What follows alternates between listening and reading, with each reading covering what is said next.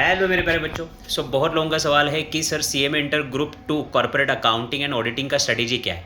तो सबसे पहले मैं ये कहूँगा कि आपके हाथ में जो मार्क्स है वो है आपके एमसीक्यू के। एमसीक्यू डिस्कशन हम लोगों ने किया हुआ है, उसका वीडियो का लिंक मैंने ग्रुप पे शेयर किया है, यूट्यूब पे भी अवेलेबल है। तो प्लीज़ कृपा करके वो एमसीक्यू सेशंस पूरा देख के जाओ, जिसमें अकाउंट्स एंड ऑडिटिंग के पूरे एमसीक्यू पास्ट एग्जाम के एज वेल एज आपके लेटेस्ट एमसीक्यू बैंक के डिस्कस किए हुए हैं। तो यहाँ कहीं ना कहीं तो आपके 30 मार्क्स सिक्योर्ड हो जाएंगे। टारगेट रखो कि कैसे आपको 26 से 28 मार्क्स वहाँ पे मिले अच्छे से। तो सबसे पहले ये रिवाइज करना। उसके बाद चैप्टर नंबर 1 की अगर मैं बात करूँ, जिसमें share capital, preference shares and debenture है, उसमें से आपको प्रोरेटा के क्वेश्चंस, प्रोरेटा के साथ साथ फॉरफीचर एंड री इशू के क्वेश्चंस ये अच्छे से करने हैं।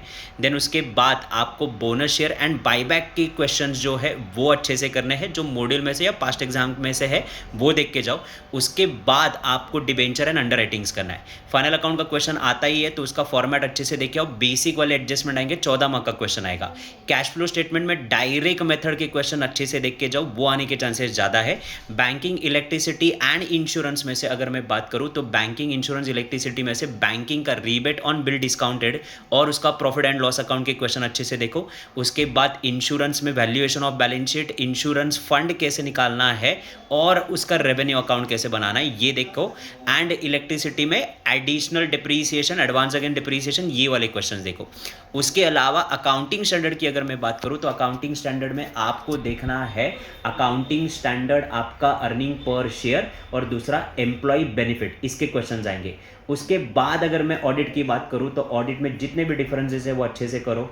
Audit for hospital, audit for school, ये अच्छे से देख लेना।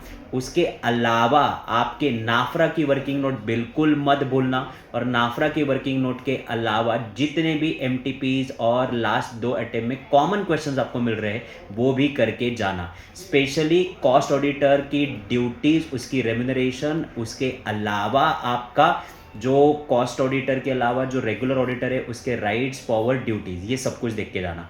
ये क्वेश्चन आपके ऑडिट में आने के चांसेस है। All the best for your examination. Bye bye.